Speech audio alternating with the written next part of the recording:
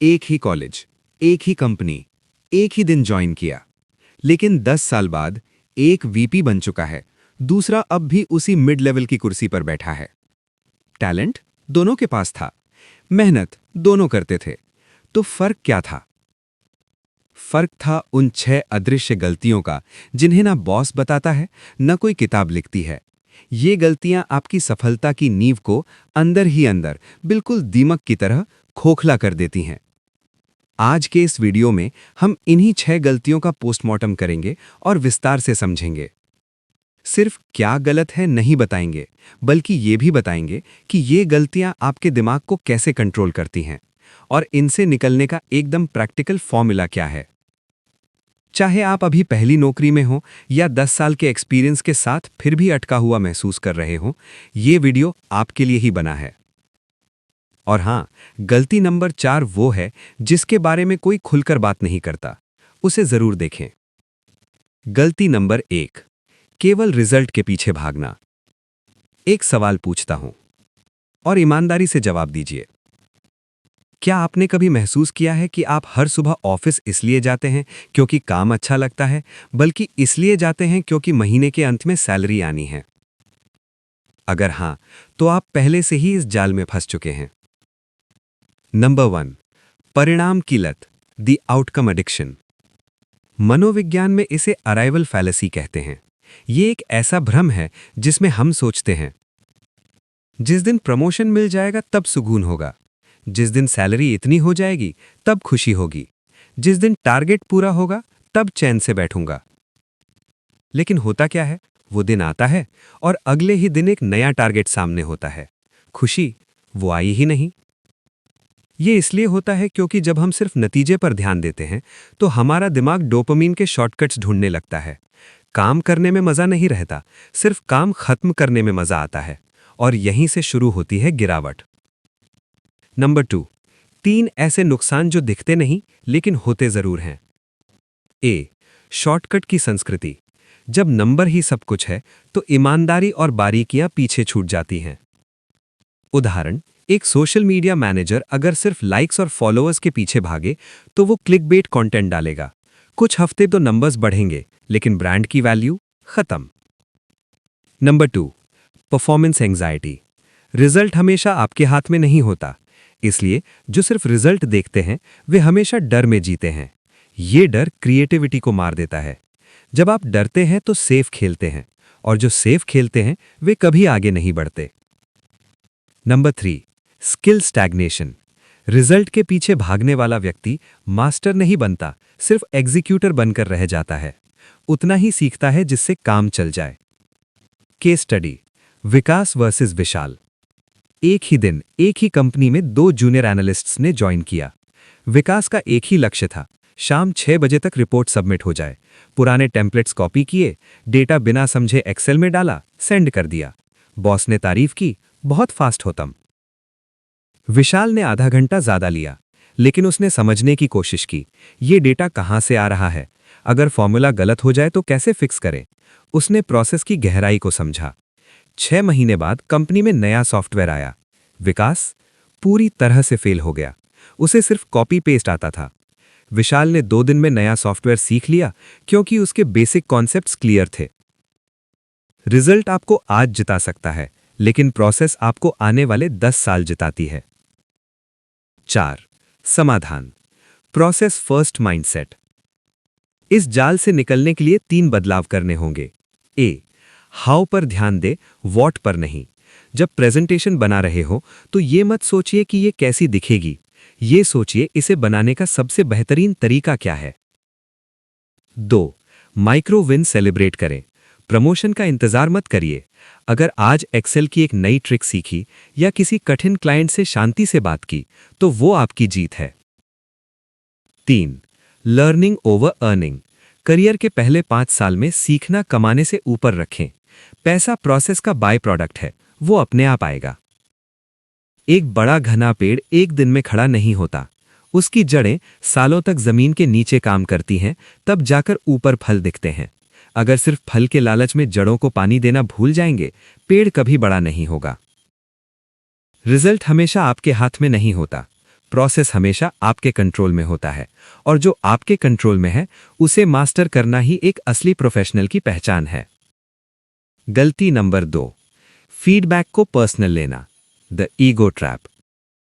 कल्पना कीजिए, आपने किसी प्रोजेक्ट पर हफ्तों मेहनत की, रातों की नींद खराब की, अपना बेस्ट दिया, और जब आप उसे बॉस को दिखाते हैं तो वो कहते हैं कि इसमें काफी कमियां हैं, डेटा सही नहीं है, इसे फिर से करो। उस मोमेंट में आपके दिल में क्या होता है? क्या गुस्सा आता है? क्या लगता है कि मेहनत की कद्र नहीं हुई? या आप सोचने लगते हैं कि शायद मैं ही इस काम के लायक नहीं हूं?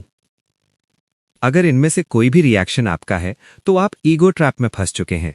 आप फीडबैक को एक सुधार के मौके की तरह नहीं, बल्कि एक पर्सनल अटैक की तरह ले रहे हैं।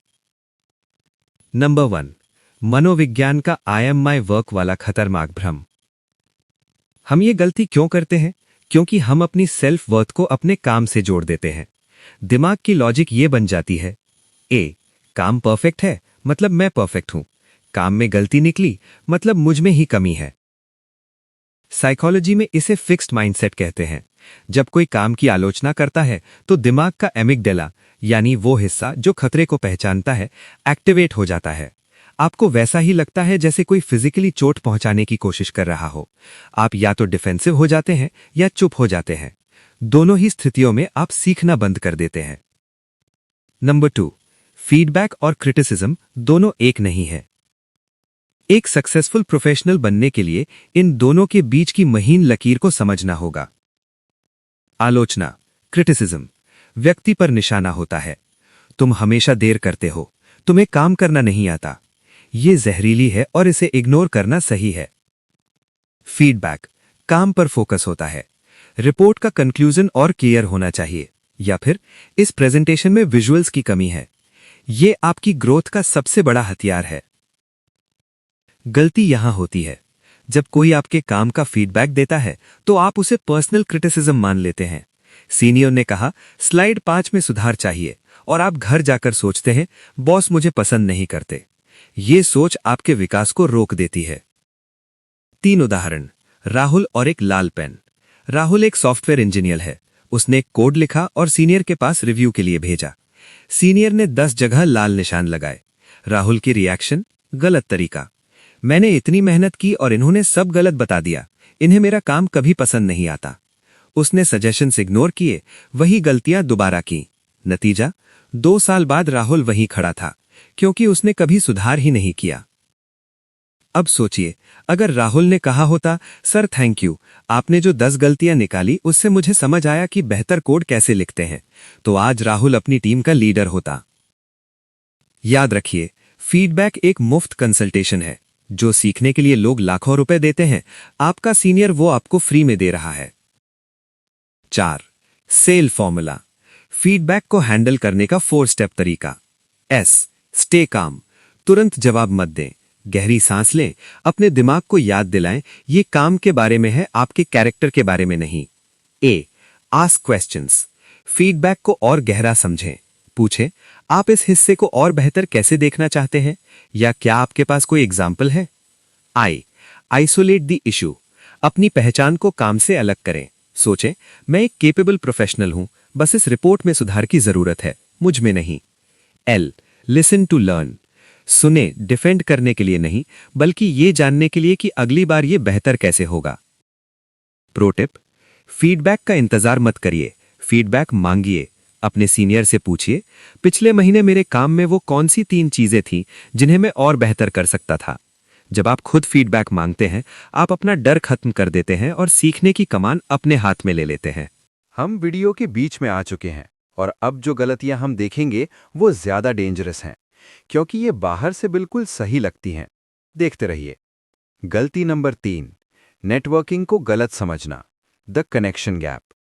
एक बात जो हर नए प्रोफेशनल के मन में होती है, शायद आपके मन में भी है, अगर मैं अपना काम पूरी ईमानदारी से करूंगा तो मुझे किसी की जरूरत नहीं पड़ेगी, मेरा काम खुद बोलेगा। ये सोच सुनने में बहुत नोबल लगती है, लेकिन करियर की दुनिया में ये सोच आपको पीछे रखती है। सच्चाई ये है, आज के दौर में करियर की 80% बड़ी ग्रोथ इस पर निर्भर नहीं करती कि आप क्या जानते हैं, बल्कि इस पर निर्भर करती है कि आपको कौन जानता है और वो आपके बारे में क्या सोचते हैं। आपका काम तब बोलता है जब सही कमरे में सही लोग उसके बारे में बात कर रहे हों। नंबर 1, नेटवर्किंग और बटरिंग दोनों में फ़र्क समझिए। बहुत से लोग नेटवर्किंग से इसलिए नफरत करते हैं क्योंकि वो इसे चापलूसी समझते हैं, लेकिन ये दोनों बिल्कुल अलग हैं। चापलूसी स्वार्थ से प्रेरित, खोखली और सामने वाले को तुरंत पता चल जाती है। नेटवर्किंग ट्रस्ट और म्यूचुअल बेनिफिट पर बनी सोशल कैपिटल है। ये एक लॉन्ग टर्म इन्वेस्टमेंट है, रिश्तों में, लोगों में। नेटवर्किंग का मतलब है लोगों की जिंदगी में वैल्यू ऐड करना, बिना किसी एक्सपेक्टेशन के। Number 2, ATM mistake, transactional networking का जाल। नेटवर्किंग में सबसे बड़ी गलती जो नए लोग करते हैं, उसे मैं एटीएम नेटवर्किंग कहता हूं। आप एटीएम के पास कब जाते हैं? सिर्फ जब पैसों की जरूरत होती है। बहुत से लोग नेटवर्किंग भी तभी शुरू करते हैं जब नौकरी चाहिए होती है या काम फंसा होता है। एक सिनेरियो सोचिए, आपका कॉलेज का दोस्त जिससे 5 साल से बात नहीं हुई, अचानक लिंक्डइन पर मैसेज करता है, भाई तेरी कंपनी में कोई वैकेंसी है, रेज्यूमे फॉरवर्ड कर दे। आपको कैसा लगेगा? आपको लगेगा कि उसने आपको एक इंसान नहीं बल्कि एक टूल समझा। साइकोलॉजी लोग इस्तेमाल होना पसंद नहीं करते, लेकिन मदद करना हर कोई पसंद करता है। यही फर्क है। अगर आप सिर्फ जरूरत पड़ने पर लोगों को याद करेंगे, आपकी नेटवर्किंग कभी काम नहीं आएगी। नंबर 3, समीर बनाम नेहा, एक जरूरी कंपैरिजन। दोनों एक ही इंडस्ट्री में काम करते हैं, दोनों इक्वली टैलेंटेड हैं। समीर इवेंट्स में जाता है, कार्ड बांटता है, तुरंत पूछता है, सर कोई ओपनिंग है? लोग उसे इग्नोर करने लगते हैं। नेहा इंडस्ट्री के लोगों के पोस्ट्स पर थॉटफुल कमेंट्स करती है, महीने में एक बार किसी पुराने सीनियर को बिना किसी काम के सिर्फ ये पूछने के लिए मैसेज करती है, सर वो नई वर्कशॉप कैसी रही? किसी आर्टिकल को पढ़कर उसे रेलेवेंट पर्सन को शेयर कर देती है, बिना किसी एक्सपेक्टेशन के। रिसेशन आई, दोनों की नौकरियां खतरे में पड़ी। समीर को किसी ने रेफरल नहीं दिया। नेहा के पास 3 अलग अलग कंपनी से खुद कॉल्स आए, क्योंकि लोगों के दिमाग में उसकी इमेज हेल्पफुल और वैल्यू ड्रिवन इंसान की थी। यही है रियल नेटवर्किंग, बिना किसी डिमांड के लगातार वैल्यू देना, ताकि जब जरूरत हो लोग आपको याद करें। नंबर 4, नेटवर्किंग के 3 golden rules, give give take model. Number 1, give before you take. किसी से मदद मांगने से पहले सोचिए, मैं इनके लिए क्या कर सकता हूं। कोई यूजफुल डेटा शेयर कर सकते हैं, उनके काम को प्रमोट कर सकते हैं।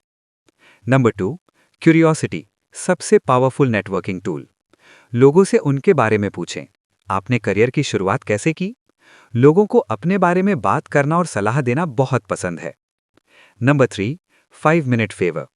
अगर कोई काम सिर्फ 5 मिनट में हो जाए और उससे किसी का बड़ा फायदा हो, जैसे किसी को किसी से इंट्रोड्यूस करवाना, तो वो तुरंत कर दीजिए। ये छोटे छोटे एहसान आगे चलकर एक बहुत बड़ा नेटवर्क बनाते हैं। प्रो टिप, नेटवर्किंग का मतलब हजारों लोगों को जानना नहीं है, इसका मतलब है सही लोगों को गहराई से जानना। आपकी नेटवर्क आपकी नेटवर्थ है। एक्शन स्टेप, लिंक्डइन पर हर हफ्ते ऐसे 2 लोगों को कनेक्शन रिक्वेस्ट भेजें जिन्हें आप एडमायर करते हैं। खाली रिक्वेस्ट नहीं, एक छोटा जेन्युइन नोट लिखकर। और आज ही किसी पुराने टीचर या फर्स्ट बॉस को मैसेज करें, बिना किसी काम के, बस ये बताने के लिए कि उनका सिखाया हुआ कोई काम आज काम आया। गलती नंबर 4, वित्तीय अनुशासन की कमी, दी ईएमआई ट्रैप, जिसके बारे में कोई खुलकर बात नहीं करता। याद कीजिए अपनी पहली सैलरी का वो दिन, वो मैसेज जब फोन पर आया, your account has been credited with rupees. वो खुशी, वो गर्व, वो फीलिंग कि मैंने कमाया है, मेरा हक है। और फिर mall, branded shoes, latest phone EMI पर। अभी तो उम्र है जीने की। लेकिन दोस्तों, यही वो मोमेंट है जहां बहुत से लोगों का पूरा फाइनेंशियल फ्यूचर तय हो जाता है, और ये डिसीजन उनके करियर की सबसे बड़ी गलती बन जाता है। 1, ईएमआई और पेन ऑफ पेइंग, दिमाग का वो खेल जो आपसे खेला जा रहा है। क्या आपने कभी सोचा कि कंपनीज आपको नो कॉस्ट ईएमआई और बाय नाउ पे लेटर के लिए इतना क्यों उकसाती हैं? इसके पीछे एक साइकोलॉजिकल ट्रिक है। जब हम कैश में पैसे देते हैं तो दिमाग के इंसुला हिस्से में दर्द होता है, इसे पेन ऑफ पेइंग कहते हैं। लेकिन जब क्रेडिट कार्ड स्वाइप होता है या ईएमआई होती है, वो दर्द नहीं होता। हमें लगता है सिर्फ 3,000 रुपए की किस्त दी, असल में 80,000 रुपए का कर्ज लिया। इसे इंस्टेंट ग्रैटिफिकेशन कहते हैं। दिमाग भविष्य के बड़े फायदे की जगह आज का छोटा सुख चुनता है और यहीं से शुरू होता है ईएमआई का जाल। 2. लाइफस्टाइल इन्फ्लेशन, वो दीमक जो आपको दिखता भी नहीं। सैलरी 60,000, कार की ईएमआई शुरू। सैलरी 1,00,000, महंगे इलाके में घर का किराया। नतीजा, आप जहां थे वहीं खड़े हैं, नेटवर्थ 0। और सबसे बड़ा नुकसान ये है कि आप अपनी कंपनी के कैदी बन जाते हैं। चाहे बॉस कितना भी परेशान करे, जॉब कितनी भी टॉक्सिक हो, आप छोड़ नहीं सकते, क्योंकि महीने की 5 तारीख को ईएमआई भरनी है। वित्तीय अनुशासन की कमी आपकी ना कहने की ताकत छीन लेती है। 3. अमित बनाम सुमित, एक कैलकुलेशन जो आपकी आंखें खोल देगी। दोनों 22 साल के, दोनों की सैलरी 40,000 रुपए। सुमित ने पहले साल 1,00,000 रुपए का बाइक लोन लिया, हर महीने 10,000 रुपए पार्टीज में बहाए। सोचा बचत 30 की उम्र से करेंगे। अमित ने पुरानी बाइक चलाई, हर महीने सिर्फ 20% यानी 8,000 रुपए एक इंडेक्स फंड एसआईपी में डाले। 8 साल बाद उम्र 30 में सुमित के पास एक पुरानी बाइक जिसकी वैल्यू 20,000 रुपए है, बैंक बैलेंस 0। अमित के पास 12% रिटर्न के हिसाब से लगभग 12 लाख रुपए का फंड। अमित अब चाहे तो रिस्क ले सकता है, स्टार्टअप शुरू कर सकता है, ड्रीम जॉब में जा सकता है। सुमित को उसी बोरिंग नौकरी में घिसना पड़ेगा, क्योंकि कर्ज का बोझ है। फाइनेंशियल फ्रीडम का मतलब अमीर होना नहीं है। फाइनेंशियल फ्रीडम का मतलब है आपके पास ना कहने की ताकत होना। 40-30-20 का गोल्डन रूल। 1. 50% जरूरतें, किराया, बिजली, राशन। अगर ये 50% से ज्यादा है, आप अपनी औकात से महंगी लाइफ जी रहे हैं। 2. 30% इच्छाएं, नेटफ्लिक्स, शॉपिंग, घूमना। ये कभी खर्च करें जब बाकी के 70% का हिसाब हो जाए। 3. 20% बचत और निवेश। ये पैसा आपका नहीं, ये आपके फ्यूचर वर्जन का है। सैलरी आते ही सबसे पहले इसे अलग करें। Action steps. 1. इमरजेंसी फंड बनाएं, 6 महीने की सैलरी के बराबर एक अलग अकाउंट में। 2. ईएमआई से बचें, अगर कैश में नहीं दे सकते तो अभी अफोर्ड नहीं कर सकते। 3. एसेट्स खरीदें, लाइबिलिटीज नहीं, ऐसी चीजें जिनकी वैल्यू बढ़े, स्किल्स, स्टॉक्स, गोल्ड, ऐसी नहीं जिनकी वैल्यू शोरूम से बाहर निकलते ही आधी हो जाए। प्रो टिप, इन्वेस्टमेंट की शुरुआत के लिए सही समय का इंतजार मत कीजिए। सबसे सही समय आज था, दूसरा सबसे सही समय अभी है। गलती नंबर 5, अपनी मार्केट वैल्यू ना समझना। द स्टैग्नेशन ट्रैप, वो वफादारी का भ्रम जो आपको डुबो देता है। एक सवाल, और इसका जवाब ईमानदारी से दीजिए। अगर कल सुबह आपकी कंपनी बंद हो जाए, तो क्या आपको 15 दिन में दूसरी नौकरी मिल जाएगी? और क्या वो नौकरी आपको आज से ज्यादा सैलरी देगी? अगर जवाब शायद या नहीं है, तो ये सेक्शन आपके लिए सबसे जरूरी है। 1.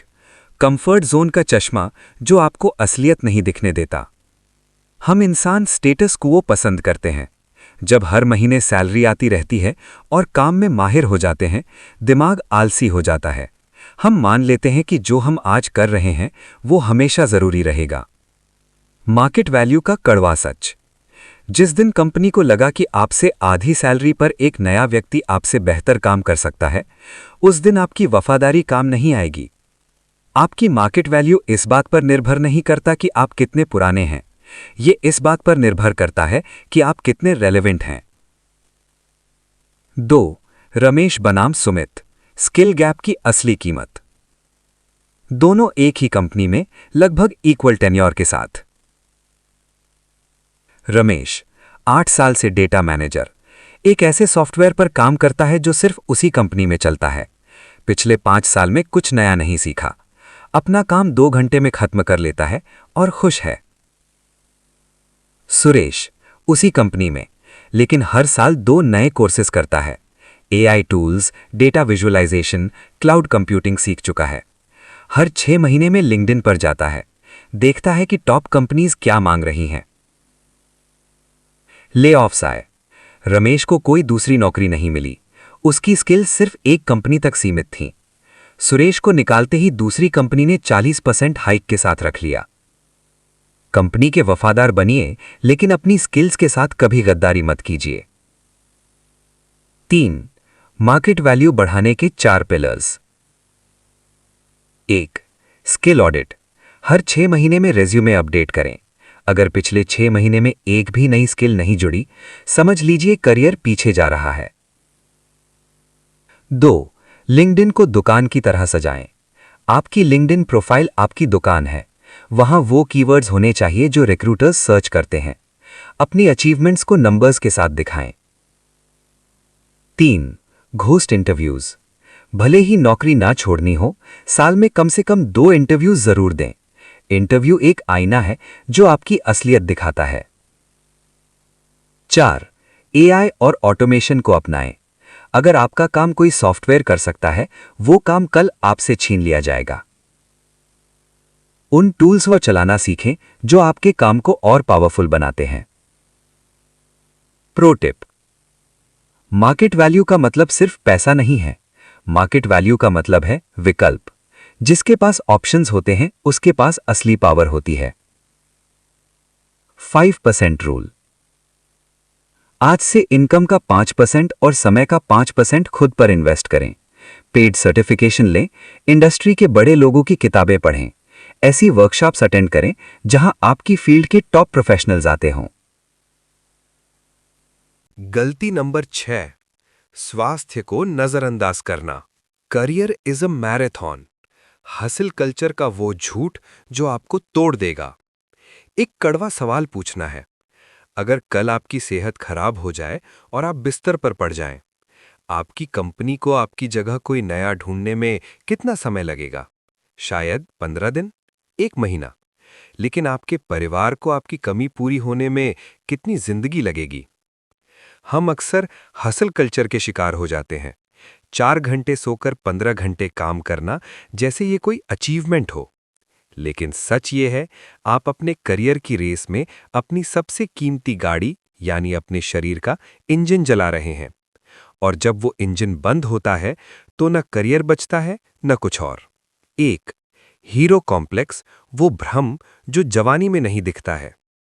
नए प्रोफेशनल्स अक्सर इस सोच में जीते हैं, अरे मैं तो जवान हूं, मुझे क्या होगा।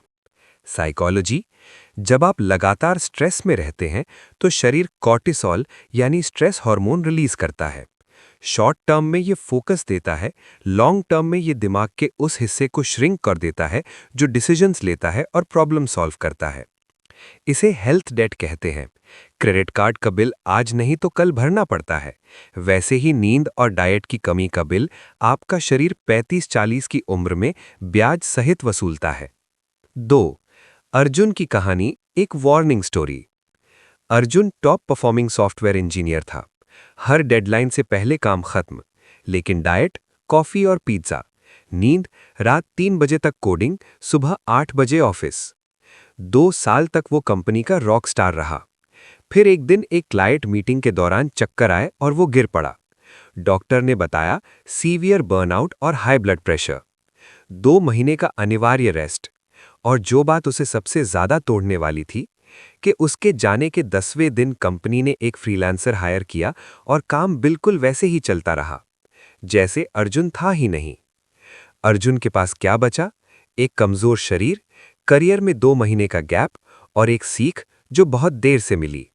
आप कंपनी के लिए रिप्लेसेबल हैं, लेकिन अपनी सेहत और परिवार के लिए इररिप्लेसेबल हैं। 3. बर्नआउट के लक्षण, क्या आप इसके रास्ते पर हैं? बर्नआउट अचानक नहीं आता, ये दस्तक देता है। देखिए कहीं ये सिम्टम्स आप में तो नहीं। 1. सुबह उठने में भारीपन, 8 घंटे सोने के बाद भी थकान। 2. चिड़चिड़ापन, छोटी छोटी बातों पर कलीग्स या फैमिली पर गुस्सा। 3. फोकस की कमी, एक ही ईमेल 4 बार पढ़ना पड़े। 4. काम से नफरत, जो काम कभी पसंद था अब उससे भागने का मन। अगर इनमें से 2 या ज्यादा आप में है तो ये एक सिग्नल है, इसे इग्नोर मत कीजिए। 4. 3 नॉन नेगोशिएबल नियम जिन्हें तोड़ना खुद को नुकसान पहुंचाना है। 1. नींद का साइकिल। नींद लग्जरी नहीं है। सोते समय दिमाग क्लीनिंग करता है, टॉक्सिन्स फ्लश होते हैं, मेमोरी कंसोलिडेट होती है। 7-8 घंटे की नींद को अपने कैलेंडर में एक मीटिंग की तरह ब्लॉक करें, जिसे कैंसिल नहीं किया जा सकता। 2. 20-20-20 रूल। डेस्क जॉब है तो हर 20 मिनट में 20 फीट दूर देखें और 20 कदम चलें। आपका शरीर बैठने के लिए नहीं बना है। 3. Digital detox. ऑफिस खत्म होने के बाद कम से कम 1 घंटे तक और सुबह उठने के 1 घंटे बाद तक ऑफिस ईमेल्स और मैसेजेस मत देखें। दिमाग को ऑफ मोड में जाने का मौका दें। करियर 30-40 साल लंबी मैराथन है। उसमें वो नहीं जीतता जो सबसे तेज भागता है, उसमें वो जीतता है जो अंत तक मैदान में टिका रहता है। अपनी सेहत पर इन्वेस्ट करना दरअसल अपने करियर पर इन्वेस्ट करना है। एक हेल्दी दिमाग 2 घंटे में वो काम कर सकता है जो थका हुआ दिमाग 8 घंटे में भी नहीं कर पाएगा। तो दोस्तों, आज हमने उन 6 गलतियों की बात की जो किसी भी टैलेंटेड इंसान को एवरेज बनाकर रख सकती हैं। पहली, केवल रिजल्ट के पीछे भागना, प्रोसेस को भूलकर। दूसरी, फीडबैक को ईगो पर लेना, सीखने का मौका गवाकर। तीसरी, नेटवर्किंग को चापलूसी समझना, अकेले लड़ते रहकर। चौथी, फाइनेंशियल डिसिप्लिन की कमी, ना कहने की ताकत खोकर। पांचवी, मार्केट वैल्यू ना समझना, कंपनी की लॉयल्टी में स्टैग्नेट होकर। और छठी, स्वास्थ्य को नजरअंदाज करना, सफलता की असली कीमत चुकाकर। इनमें से आज आप कौन सी गलती कर रहे हैं? ईमानदारी से कमेंट में सिर्फ एक नंबर लिखिए, 1 से 6 के बीच। याद रखिए, गलती स्वीकार करना ही उसे सुधारने का पहला कदम होता है। और अगर आपको लगा कि ये वीडियो आपके किसी दोस्त के काम आ सकता है जो करियर में स्टक है, तो उसे शेयर ज़रूर करें। आपका वो एक शेयर किसी की ज़िंदगी बदल सकता है। अगर आप चाहते हैं कि हम ऐसे ही और करियर इनसाइट्स लेकर आएं, तो चैनल को सब्सक्राइब करें और बेल आइकन दबाएं ताकि कोई वीडियो मिस ना हो। सीखते रहिए, बढ़ते रहिए और सबसे ज़रूरी, अपना ख्याल रखिए। धन्यवाद।